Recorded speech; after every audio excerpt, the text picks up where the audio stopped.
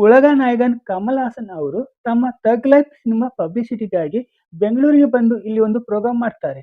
ಆ ಕಾರ್ಯಕ್ರಮದಲ್ಲಿ ಅತಿಥಿಯಾಗಿ ಭಾಗವಹಿಸಿದ ಶಿವರಾಜ್‌ಕುಮಾರ್ ಅವರ ಉಪಸ್ಥಿತಿಯಲ್ಲೇ ಕಮಲ್ ಹಾಸನ್ ಅವರು ತಮಿಳು ಭಾಷೆಯಿಂದ ಕನ್ನಡ ಹುಟ್ಟಿದೆ ಎಂಬ ದುರಂಕಾರದ ಸ್ಟೇಟ್ಮೆಂಟ್ ಕೊಡ್ತಾರೆ.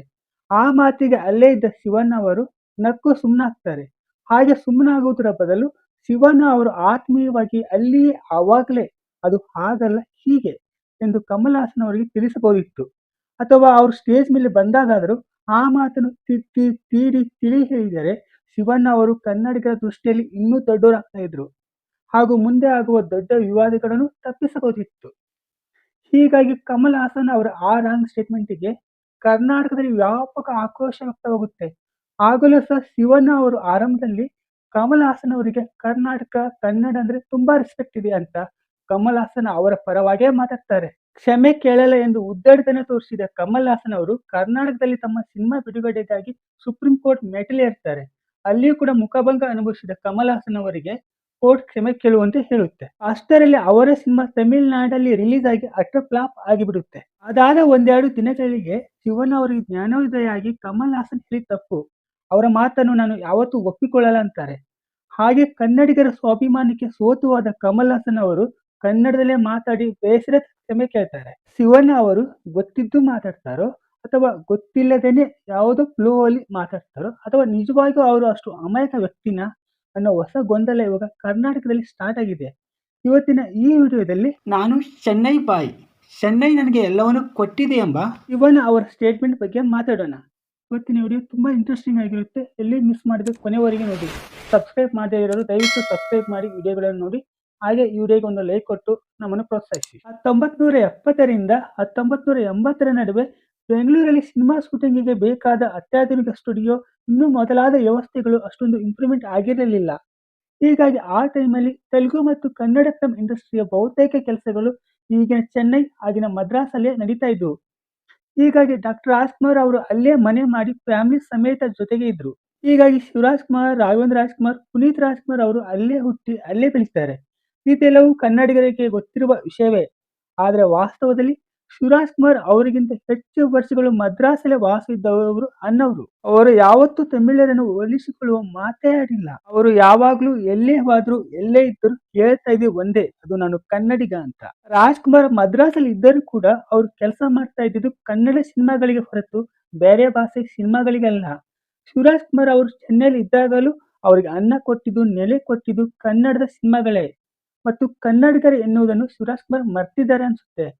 ಕನ್ನಡ ಸಿನಿಮಾಗಳಲ್ಲೇ ದುಡಿದು ಸಂಪಾದನೆ ಮಾಡಿ ಅಣ್ಣವರು ಅವರನ್ನು ಬೆಳೆಸಿರ್ತಾರೆ.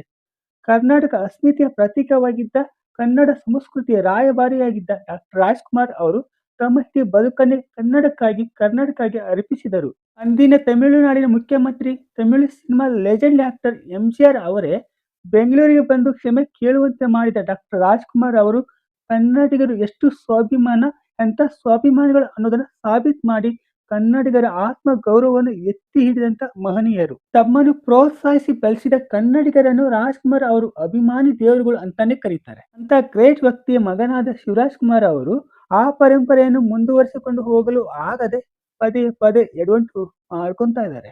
ಸೂಪರ್ ಸ್ಟಾರ್ ರಜನಿಕಾಂತ್ ಅವರ ಜೈಲರ್ ಮೂವಿಯಲ್ಲಿ ಮಾಡಿದ ಉತ್ತಮ ನಟನೆಗಾಗಿ ಶಿವಣ್ಣ ಅವರಿಗೆ ಸೈಮಾ ಅವಾರ್ಡ್ ಬಂದಿರುತ್ತೆ. ಮೊನ್ನೆ ನಡೆದ ಆ ಕಾರ್ಯಕ್ರಮದಲ್ಲಿ ಶಿವಣ್ಣ ಅವರು ಅವಾರ್ಡ್ ಸ್ವೀಕರಿಸಿ ತಮಿಳಲ್ಲಿ ಚೆನ್ನಾಗಿ ಮಾತಾಡ್ತಾರೆ. ಆದರೆ ಮಾತಾಡ್ತಾ ಅವರಿಗೆ ಅವರ ಚೈಲ್ಡ್ಹುಡ್ ನೆನಪಾಗಿರುತ್ತೆ ಅಂತ ಅನಿಸುತ್ತೆ. ನಾನು ಚೆನ್ನೈ ಬಾಯ್, ನಾನು ಚೆನ್ನೈಯಲ್ಲೇ ಹುಟ್ಟಿ ಬೆಳೆದಿದ್ದು, ಚೆನ್ನೈ ನನಗೆ ವಿದ್ಯೆ ಕೊಟ್ಟಿದೆ, ಅನ್ನ ಕೊಟ್ಟಿದೆ, ನೆಲೆ ಕೊಟ್ಟಿದೆ ಅಂತ ಹೇಳ್ತಾರೆ.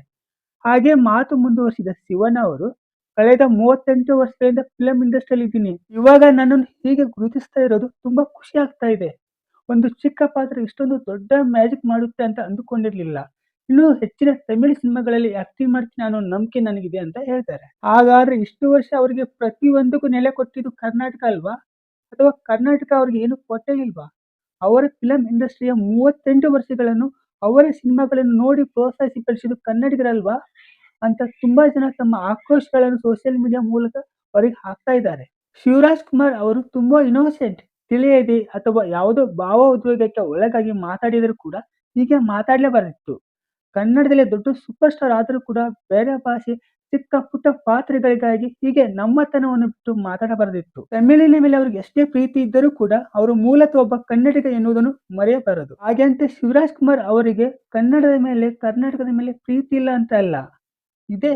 ತಮಿಳು ಮೂವಿಯ ಶೂಟಿಂಗ್ ಅಲ್ಲಿ ಹಾಡಾಡಿಕೊಂಡು ಲವಲವಿಕೆಯಿಂದ ಓಡಾಡುತ್ತಾ ಅಲ್ಲಿನ ಕಲಾವಿದರಿಗೆ ಟೆಕ್ನಿಷಿಯನ್ ಗಳಿಗೆ ಕನ್ನಡ ಹೇಳಿಕೊಡುವ ಶಿವರಾಜ್ ಕುಮಾರ್ ಅವರ ಕನ್ನಡ ಪ್ರೀತಿ ಪ್ರಶ್ನಾರ್ಹವಾಗಿದೆ. ಆದರೆ ಅವರು ಆಗಾಗ ವೇದಿಕೆಗಳ ಮೇಲೆ ನಡೆದುಕೊಳ್ಳುವ ರೀತಿಯಿಂದ ತುಂಬಾ ಜನಕ್ಕೆ ನೋವಾಗ್ತಾ ಇದೆ. ಶಿವರಾಜ್ ಕುಮಾರ್ ಅವರನ್ನು ಕರ್ನಾಟಕ ಚಕ್ರವರ್ತಿ ಅಂತ ಕರೀತಾ ಇದ್ರು.